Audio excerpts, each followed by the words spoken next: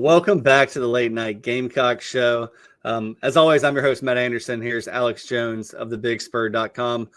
We have Colby Crawford here from VT Scoop, 24/7 site. Colby, how we doing tonight? Doing good. Absolutely hectic getting back here. Virginia Tech just had its media availability, so caught up with Coach Pry, offensive line coach Matt Moore. Made it back in time to chop it up with y'all, so appreciate y'all having me on. Yeah, anytime we can return the favor, let us know. Right on. So I think I sent over some questions earlier. Yeah. Maybe Alex sent them over. So let's get into some of that. We want to make the absolute most of your time. Mm-hmm. First things first, before we get right into it, how long have you been covering Virginia Tech? What are some things that you're seeing right now in the program? Just all that kind of stuff. Yeah, so I've been covering the program since spring of 23. So that was I guess the spring cycle when Kyron Drones first came in, and now it's his sort of last rodeo. So it's kind of crazy. I guess his third year in the program, second offensive coordinator, which I'm sure we'll jump into here. But yeah, I've been with them since spring 23. Obviously around the program right now, obviously circulating across South Carolina boards with the relevance of the game, the DWI arrest of linebacker Caleb Woodson, and things stemming from that.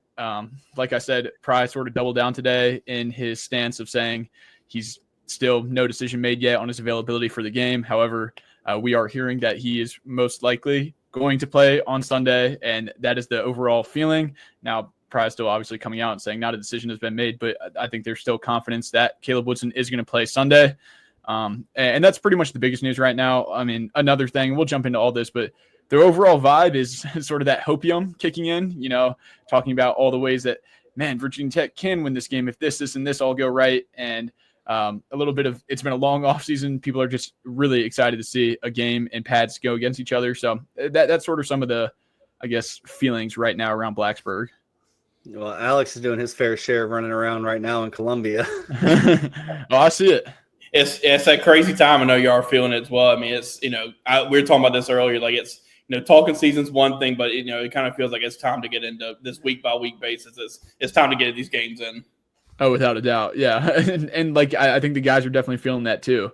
Yeah. I've made the joke. I guess it's like, you always hear the coaches say, man, we just want to go up against a team in different colors. And I guess it will be different colors, the orange on black, but you know, it's kind of funny. Everyone's saying Frank Beamer is going to wear the shade of maroon or garnet because it's kind of right down the middle. So it's almost going to look like a scrimmage. Well, we were talking about earlier, like, you know, Matt and I were talking, like, how many times is Frank Beamer going to be shown on TV in this game? Oh my gosh. The over-under, there needs to be some bet on that because I'm sure a lot of people throw some money in on that. Yeah, it's going to be like the Taylor Swift. It's going to be after every play, just cutting back to Frank to see his reaction for both sides. Because, I mean, obviously, when this game was scheduled, it was before Shane. It was before. I mean, like, college football is crazy. Like, these games scheduled years in advance. Yeah. You know, you couldn't even write this storyline, and now it's sort of fallen this way. So I think that adds an extra element. Obviously, it was already going to be a big-time matchup, aflac kickoff game, and then you throw in the familial connection, and it just adds a whole nother element to it. Yeah, it's something crazy because for Frank, it's either damn if you do, damned if you don't. You know, if you pull for your son, well, you turned heel on us. If you know you don't pull for your son, you're a bad dad. So yeah, it's crazy. Like, I'm just walking down the street named after him. They see a statue, and I'm like, it's pretty crazy that realistically, like, he's obviously doesn't want his son to not succeed, but this is a program he's coached at 30 whatever years, and it really is just such. I think it's gonna be a big spectacle. Yeah, and you know, with Virginia Tech, I'll be honest, even folks in the media, we don't really know what to make of Virginia Tech right now.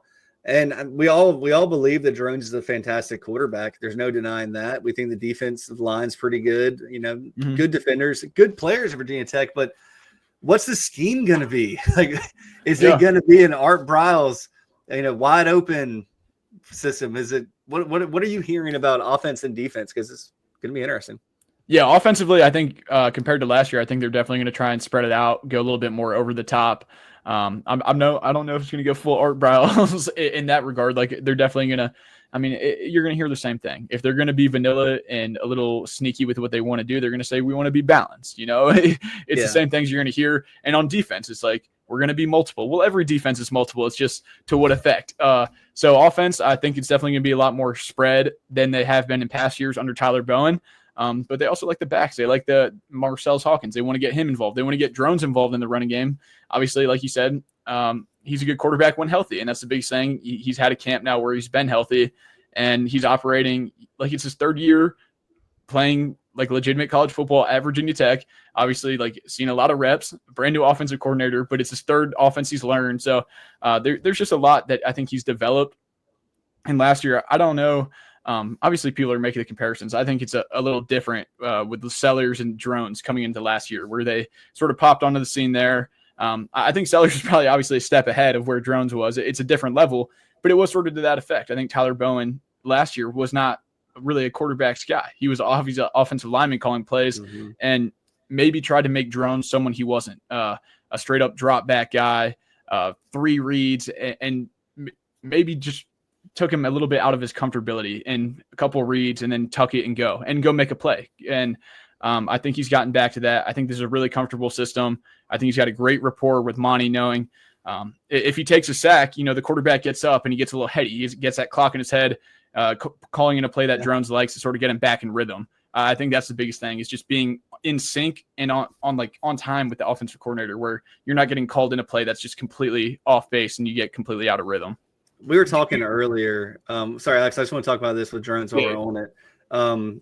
When we think athletic quarterbacks, Virginia Tech, we think about the Vic brothers. Long time ago, but still.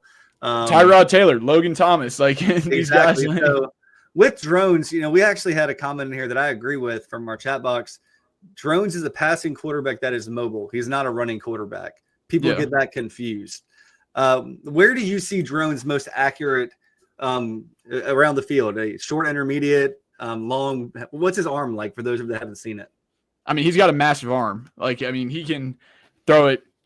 He has a cannon, but it's just honing that in. You saw last year, he definitely was not in sync a couple times on some really big plays that could have changed some games. I mean, obviously, it's been made known for Virginia Tech's record in 1-score games. And it's like, you get a couple of those big chunk plays. If you connect on those, it can really swing the tide, just being off by half a yard or a foot. Now, some of that was relationships. Some of that was things going on with receivers. But if you can connect on those plays and just – because it has the ability, some guys just can't really open it up. But if he can connect in time on those, and then, I mean, obviously, and also just taking the check down when you need it and not taking that bad sack, you being able to throw the ball away, those check downs. But specifically, I think short, intermediate, crossing routes with guys like Aiden Green, I think he's extremely accurate.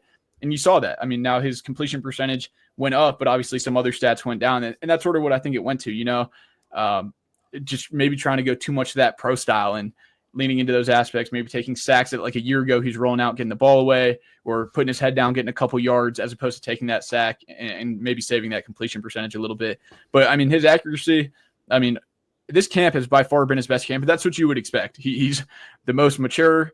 I think he's come in the healthiest of this camp, and he's been in sync with a guy like Aiden Green. Now he's been throwing to him for 3 years, and pretty much when he was throwing to Aiden was on the second team, and now they've had a bunch of reps together. Now they bring in a lot of new guys, but I think rapport with him and a tight end like Benji Gosnell goes a long way. Do you kind of feel like there's going to be a lot of tempo in this offense? They're going to try to run with it? Yeah, I think they're definitely going to do tempo. I think they want to go quick. I think they want to get those plays in. And obviously they want to keep South Carolina guessing. That's their biggest thing going into this week. And it's no surprise. There's absolutely no surprise to that. That's why it's so locked down. That's why we didn't watch practice today. That's why, the defense, the scheme is so under wraps. The offense, you bring in 2 new offensive coordinators. You're coming in against a top 15 opponent. You had no real film out there. I mean, obviously they can backtrack through certain things and watch old Wofford games for Sam Cephas and take pieces from that. But that is their truest advantage. So if you can speed them up, get on their heels. Now, that's not to say that Dylan Stewart won't get them off tempo or Jalen Kilgore. They've got really good players on the other side of the ball. You can only try and dictate so much. The other side's going to push back too, but I think they are definitely going to go tempo. I think that's something they're comfortable to do. And that's why but outside of that offensive line, we just talked to Coach Moore, the offensive line coach, and that I think that is the biggest circle. If there are any complications in this game, obviously it's most prevalent for y'all in this game, but that offensive line is truly paper thin before you get to guys who have not seen any live bullets at all. So that is going to be something, and obviously a very, very dynamic front. You got Thomas and Stewart and all those guys, and that's against the starting guys like Johnny Garrett. I think we'll get into it more even a little bit, but they sort of had a set rotation. They're still that top 5 is going to be that starting 5, but they've had to mix and match pieces. And then you look at a guy like Dylan Stewart, such a matchup problem. bringing Tomas Remak over back to left guard. Is that in accordance with him being off that left side? Obviously, they're going to chip him, probably bring a tight end over there. So it's still to be seen how they roll out that 5. But on the depth chart, you had Tomas Remak pretty much repping at tackle and all the availabilities that we were able to see. And then it's dropped that he's back at left guard where he played at West Virginia a lot. So is that matchup based? Are they still just trying to figure out where all those 5 guys best play together? But yeah, outside of those 5 guys, you're pretty much looking at redshirt freshmen and true freshmen behind them on that offensive line. Well, that was one of the position groups I wanted to ask you about, and you covered it really well there. But another one that I'm really intrigued about is that running back room. I think you got Terrion Stewart's a guy that, tackle breaking machine last year at Bowling Green. But, kind of reading y'all's reporting on VT Scoop, it kind of seems like Marcellus Hawkins is the guy that really, caught the coaching staff's attention in the preseason. What can you kind of tell us about him and the rest of that running back room? For sure. And I think the biggest thing with Terrion right now is he's might be a game time decision. Like he's still not all the way back. And that's a guy you go out in the transfer portal and you bring him in and you expect him to sort of be that bell cow. That he was recruited to sort of be that guy. And then here comes Marcellus Hawkins, transferred in from Central Missouri, Division II school, was a little banged up in the spring, but he definitely had some flashes and then had a great summer, a great fall. And I think he's pretty much outright won that starting running back job. And obviously it didn't pair well. That obviously Terrion got a little dinged up. So it sort of gave Hawkins the runway, but I think he's taken that job and run with it. And someone who is really just an all-around back, can block out of the backfield, catch passes out of the backfield, run between the tackles, off tackle, really does it all. Just a great build for a running back, good burst. And I think someone that Virginia Tech's going to be really excited about, but it's going to start with that push.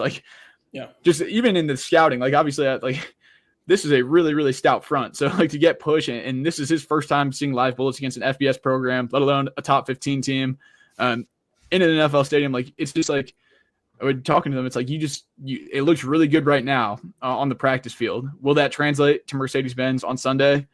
Yeah. Hey, Colby, you probably lived the same, terrible experience Alex and I do on the message boards.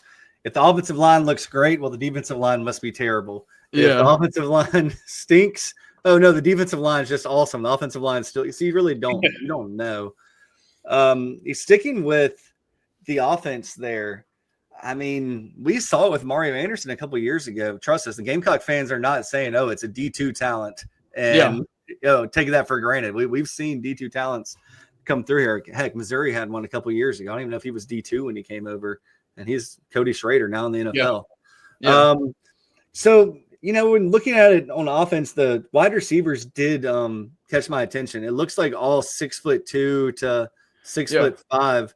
How much speed is in that wide receiver room? I would imagine the slot guy, the 5'10" kid, 163 pounds, can probably fly. Yeah. But outside of that, where's it going to come from? So it's funny you bring up Takai Heath in the slot there. Smaller guy, he's maybe got the most rave reviews out of anyone through spring. He won the MVP of spring. And this is a guy who is really documented throughout the program, probably almost transferred the past 2 cycles, just really wasn't bought in. And now he's kind of grown up and he is an absolute problem. Now, also a problem for him, his first play ever at the collegiate level broke his wrist against Rutgers, was out the rest of the year. You mentioned 163 pounds. I don't know exactly what it's going to be. If he's in that slot, I would presume he gets a matchup against Kilgore. Maybe, I don't know. But if you get that matchup, that's sort of good on good. We just talked to Pry, another wide receiver, Isaiah Spencer, and he just wowed himself. Was like, wow, that dude is probably the most shifty receiver he's ever seen. A good friend who's close to the program said, you couldn't even touch him in a phone booth type shiftiness, quickness off the line. So is he a deep threat guy, or is he gonna be the guy the Gamecocks need to worry about that short intermediate? That's yes, field? I would say more that he's not going to go bust the top off you on a go ball, but underneath end arounds, getting him involved. And then you talk about a guy like Cam Selden, a former top 90, top 100 recruit coming from Tennessee. He was playing running back at Tennessee, transfers in. Now he's playing wide receiver, but he hit 23 miles an hour on their tracking system. Really, really dynamic player. I think they have him listed. I don't know where they have him listed. He's going to play probably in that slot at wide receiver. Has developed a ton, his route tree, but another gadget guy that they really want to get involved. That's a guy also probably closer around the line of scrimmage, but with game-breaking speed. Now, if you want to talk about taking the top off, Wake Forest transfer Donovan Green, I think it's his 6th or 7th year of college football, has seen a lot of football. He's had a really nice camp. And then also we were talking to him today, Jackson State transfer wide receiver Isaiah Spencer. Coming from the FCS level, there's some things to clean up, but man, he's had a really great fall camp. Those practices were big, like just because he came in over the summer. So these practices were pretty much his first time getting up to speed, and you saw the development even just in what we were able to see, and you heard those reviews. So those were probably the deep threats, and then maybe just the overall, all-around best receiver, Aiden Green. He can sort of do it all. He'll probably line up in the slot. He'll line up outside. He's a guy who's homegrown. If you go back and watch the Mayo Bowl, kind of had his breakout game when all those receivers last year, Jalen Lane, Quan Felton, Steven Gosnell, well, I guess some of those guys still up, had over 100 receiving yards, and that's been waiting. He's sort of been waiting in the wings, and he's absolutely taken it and run with it this offseason. So that's kind of what you're looking at, the receivers. They have a couple guys banged up. I know Gamecocks fans will be familiar with, obviously, the recruitment of Keelan Brody-Adams. He's not going to be making the trip down to Atlanta. They had another guy, Chance Wiggins, who was also probably going to factor in on the outside as a deep threat. He's also not going to be making the trip. So a little banged up there. And then maybe another guy who you might see, Tucker Holloway, maybe in that slot outside, really a really quick player. He'll be back there at punt returner, and he's a very, very dynamic punt returner. He missed all last year with a knee injury.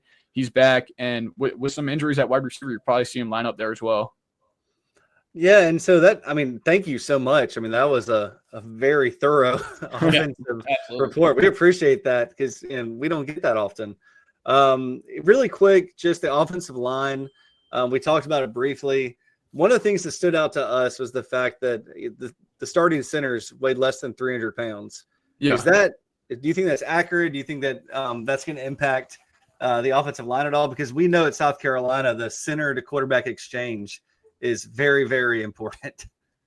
Yeah, it definitely is. I'm not too worried about that. Kyle Altuner, you talk about that guy, obviously bringing a new strength coach. I think he arguably maybe won the summer period with the work he was putting in the weight room. You see the redshirt freshman tag next to his name. I guess the youngest guy listed to start there. But that's Matt Moore's guy, bringing him from West Virginia, straight up about his business. Like he handles his business like a redshirt senior. And maybe, like you said, like a 6'1.5", 6'2", maybe not the biggest guy, but that's sort of what you would expect from a center. He plays hard, though. Like, if he gets beat, he gets up and he goes right back at it. If he gets beat off the ball, like, he just gets back over the ball and keeps going. And he's a really good competitor. I think he's going to be a good player here for a while. But like I said, he's green, He hasn't seen a lot of college football. But he's someone on that line that they feel really comfortable about. And, yeah, he's had a nice camp. But I think over the summer, specifically in the weight room, he heard a lot of really, really positive things about him. Yeah, because I think if there's one matchup that can be pretty favorable with Virginia Tech, if everything goes smoothly, right? Because you talked about the offensive line and the depth and everything and just who the starters are. But South Carolina's replacing a lot of talent defensive tackle. A lot of guys that Gamecock fans need to see it from. So that was one of the reasons I was asking about that interior of that offensive line. Would you say that the outside or the inside is the strongest part of the offensive line of Virginia Tech right now? Sorry, you kind of cut out there for a little bit, but I got the last part saying this inside or the outside strongest part. Yeah. Steve, that's interesting because it just changed. My answer would be wherever Tomas Remac's playing. If he's playing at tackle or if he's playing at guard, I think that's the strongest point. Right now, at that guard position, you have Remac and Lath Ganem. I'm taking the inside because you got Altuner, Remac, who's seen it all. Was an all-conference honorable mention last year at West Virginia. I would say hands down, far and away, the best offensive lineman wherever he lines up on this group. And then Lath Ganem, that was a guy who won the left guard spot last year, had a health scare, thankfully came back fully healthy and won the job again at right guard. But, I think that honestly the biggest thing, that's my answer is wherever Remac is, but something I'm really watching is the left tackle, Johnny Garrett. He's had a nice camp, but, man, like that matchup against Stewart is going to be really big if he can do that for 50, 60 snaps, however many in a game, because that I think that's really going to be the one to circle. I mean, anytime Stewart's kind of up against anyone, but Garrett sort of had a little bit of an up and down camp, but he's a competitor too. Like he's not running from any matchup, but definitely something to monitor. Yeah, and kind of flipping over to the other side of the ball real quick, talking about Sam Cephas. What have you kind of figured out about him so far? I know obviously, when things go, like you're not going to find too much about his scheme and all that, but what have you been able to kind of learn about him and what he can bring or what he's going to bring to that defense this year? You said Cephas? Yeah. They call him the mad scientist. He's got like I said, super multiple. You wouldn't expect it when you hear from him or you hear him talking at a press conference, kind of a smaller, wiry guy. And then what you hear behind the closed scenes, like him scheming with Bud Foster, like they get after it. Super, super intense guy. Really big on teaching the scheme. Like, obviously, teaching a brand new scheme to 50 guys at the collegiate level is tough. Getting everyone bought in. So spent a lot of time this summer and spring and fall just getting everyone really up to speed, making sure they understand the playbook. And I think everyone has a really good grasp. Big thing on our board is, are these guys going to be playing? Are they going to be thinking, or are they going to be playing? Are their feet going to be tied up? And it really looks like they might not always be going the right direction, but they're going to be playing fast and hard to the ball. Like, I don't think they're going to miss a play because they're going to be too stagnant. It just might not be on time. But like, he brings, and I think the biggest thing with him is that defensive line and what he can do. Like the defense, like bring the edge in, like 270, dropping him back at that linebacker. Obviously, the 3 high safety look. We haven't seen much of that in practice. Obviously, you don't want to show too much of that, but that's something, obviously, that's a card he has up his sleeve. I think that's the biggest thing. Like, they have a position listed as the Sam linebacker, where it's pretty much they have an edge rusher, more true linebacker type, and then pretty much a safety type. So it's like that kind of shows you, just based on formation and the package, who they're going to have in there. And yeah, I think they're just going to try and confuse sellers. Obviously, they don't want to make it easy on them, and obviously bring pressure and like box him in. I think the playbook to beat him is out there. It's just really, really hard to execute when you have such a dynamic player. Like, you can't, like, if you tackle, yeah, you're going to be successful, but he's really hard to tackle and really hard to get down. And, if you can control the line, and if you can set the edge on defense and keep him in that box, okay, good. You get a hand on him. Can you get him down now? And then can the coverage hold up once he escapes the pocket? It's just something like that. So yeah, with Colby, with Illinois, just for your folks on your board and Virginia Tech folks you talk to, it's really never a situation where he doesn't play well enough to win. It's making bad decisions at the wrong time that have cost the Gamecocks numerous games. But that was also first-year starter. He also won 6 games in a row for the Gamecocks. So you take the good, you take the bad. You got the facts of life. Yeah. So really quick, strength and conditioning. How much of an issue was that at Virginia Tech to have a change in strength and conditioning coordinators? Yeah, I think it was definitely a big issue. Maybe the biggest issue with last year, you see Virginia Tech not being able to close games. Always, you get to that fourth quarter, you want to be just as strong. You want to have guys cycling in and feeling fresh, and Virginia Tech just wasn't able to close down the stretch. And in the first game, it was prevalent. Kyron Drones caught a full body cramp on the last drive, and they put a backup in, and it just sort of derailed some things instantly straight off the jump. You saw just physically, getting off the bus, you saw guys maybe not looking the way they're supposed to for the position at the level they're playing, and just things like that. But I think really mainly just not being able to finish games strong. And they promoted from within Jarrett Ferguson, former letterman with the program. The players were fully on board, ecstatic when they heard the news. And this is a guy who's not going to be their best friend. He's going to go in there, he's going to work the heck out of them. And they did this summer. And I think you saw the reviews, like guys that you've seen in the program for multiple years, and you would expect to see the development, and you did to a degree, but you saw just a leap in development in just even one cycle, as opposed to guys who'd been there for 2 years with Deej. So I think it was a really big positive change. Now, like I said, it sounds really good right now on August 27th, but will that carry out through a 14-week season? I don't know. I think they're come in a little bit healthier and with more just overall resolve. Like, that summer period is so big, especially now with what you can do with the OTAs and just getting on the same page. And like this team, 2 new coordinators, 50 new players between high school and transfer ranks. Like, it's not the college football of old where these guys come up, they grew up in the same dorm room, they eat at the same on-campus dining, and they see each other all the time. Like, these guys, a lot of them just met 8-9 weeks ago. So yeah, it's really a crash course, and I think he did a really good job of driving that and making guys sort of come together in different groups. Yeah, that's one of the things that I always like to see is when strength and conditioning changes in a program, because South Carolina's had ups and downs with it.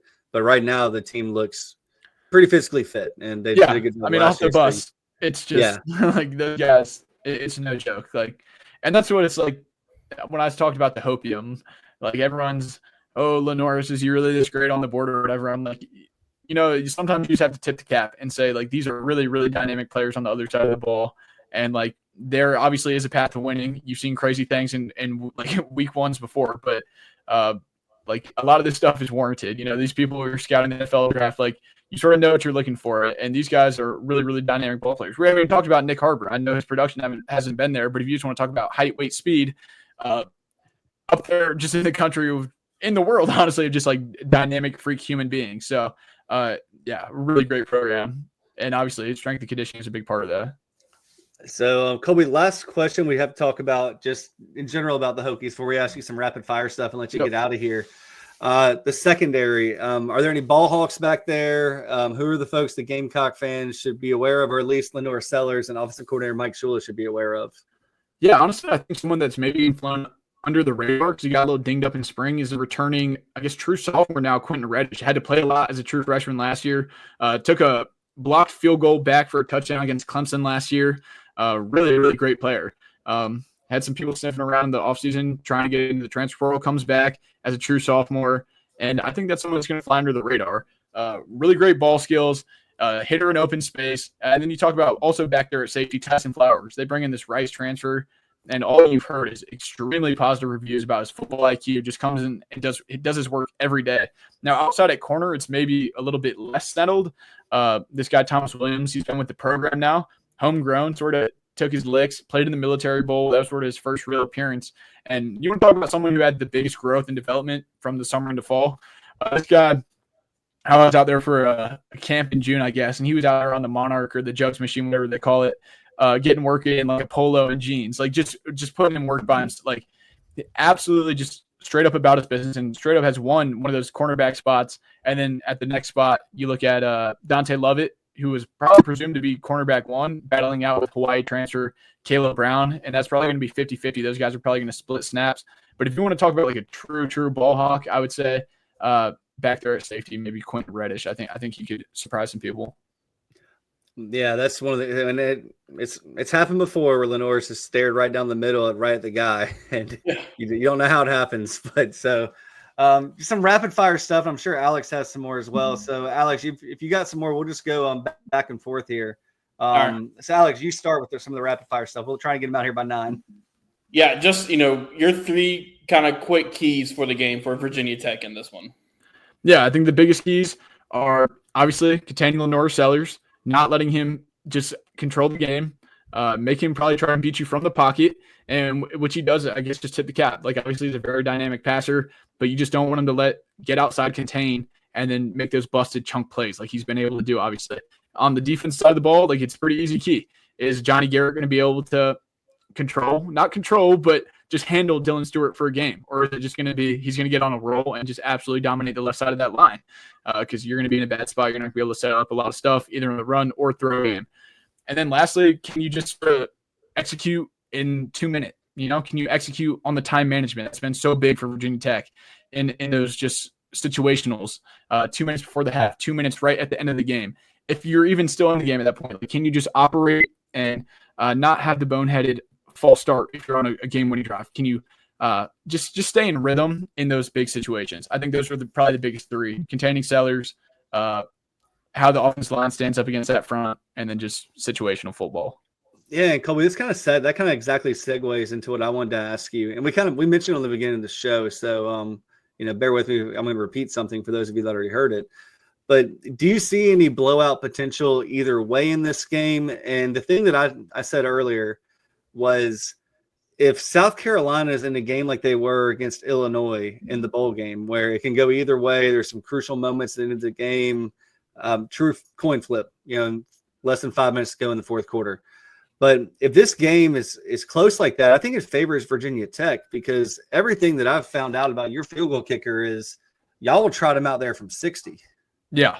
I know it's rapid fire, but yeah, John Love, they feel super comfortable. Obviously, kicking in a dome, they feel extremely comfortable about this guy. They think he's going to be an NFL guy. Obviously, I had a really, really long one in the bowl game. That was in open air Charlotte. It was super cold that night, drilled it. Big one against Miami, I think from 54 or 56.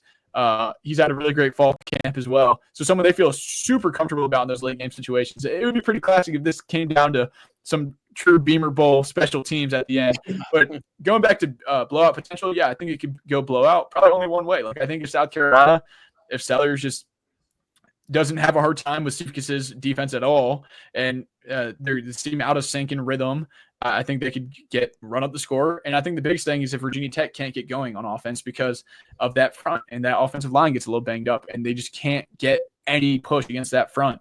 I think then you could see the offense get really stagnant and not be able to score, and South Carolina just kind of control their will. So I think that's where I could see the blowout. I don't really see a path where Virginia Tech goes out, hangs 28, and stops Sellers completely. So, kind of outside of Kyron Jones, who are three guys, either offense, defense, that you're going to be really having your eye on for Virginia Tech? I think someone that a lot of people, they're going to learn his name. Arguably, I think probably the best player on this defense is Kamari Copeland, defensive tackle, JUCO product last year. Didn't see much of him. Was kind of that backup rotation, tore his tricep, but an absolute workhorse, freak show in the weight room. Squatting like 655 pounds for 10 reps. This guy is an absolute beast.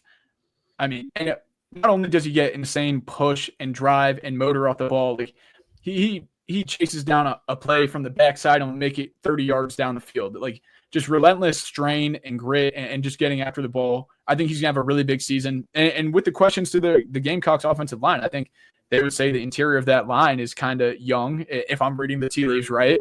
Yeah. And I think that's someone where he could have a good game. Outside of Kyron Jones, I think Marcellus Hawkins at the running back position. I think if they can get that line with a little bit of push, I think he gets in space. He can get on a roll. And then one more guy is – that's a good question. I'll go with Quentin Reddish. Like I said, if Lenoris gets into that pattern where you've seen, make a bad decision, I think that's someone who could take advantage because he's had a really nice fall camp. So those three guys.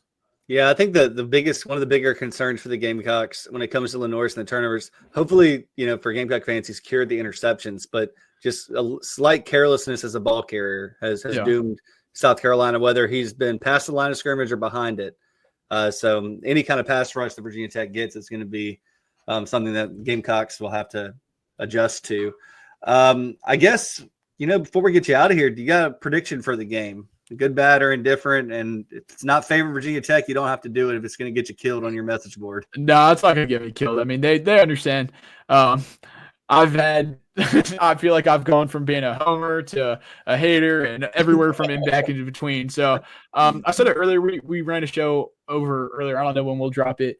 Kind of spur of the moment. I haven't thought too much about it. Shout out Matei. I got to send you my prediction. But I think I said 30-21 South Carolina. I think it's always going to be kind of a touchdown, 8-point, 10-point away. And Virginia Tech's going to be like the final score is going to only show 9 points, but it's going to be a little bit further away than that, where it's always kind of controlled. Now, obviously, you got to handle your business down the stretch in a game like that. But I think it's going to be a good test, and I think they're going to keep it semi-competitive. But I just the talent advantage and just the personnel, I think South Carolina takes this one.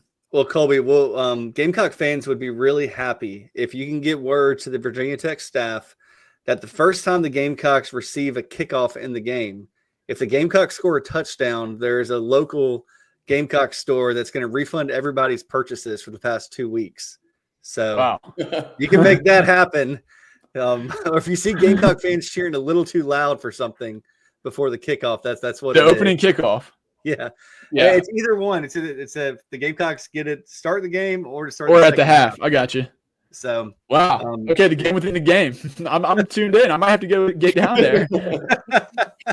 Well, what else? Any other parting shots before we get you out of here? What else on your mind, Colby?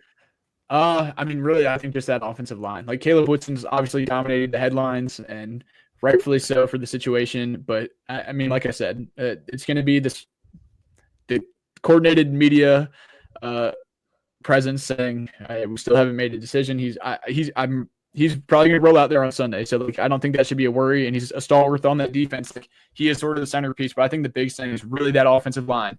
And it's so basic to say every game is sort of decided in the trenches. But specifically, obviously, Gamecocks fans know what they have on the defensive front. And Virginia Tech, didn't really exactly exude confidence talking to the offensive line coach just half hour ago. So I think that's the biggest thing. And I think the team feels extremely confident, obviously, as you would want your team to feel.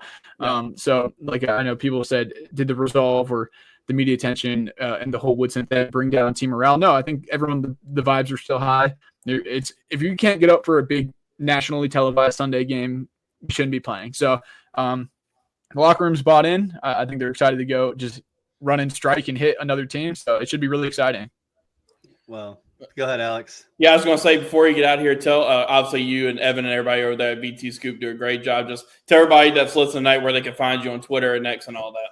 Yeah, like I said, I really appreciate you guys having me on. You can go check out vtscoop.com for all the tidbits leading up to the game from our side. You can follow me on X at Colby_Crawford. I might go jump on and do another live video here right after this if you guys want to go check that out. But I mean, I touched on the things I touched on. But yeah, appreciate you guys. Yeah, Colby, you're the best. Thank you again for doing this, and we hope that you have. Are you going to the game?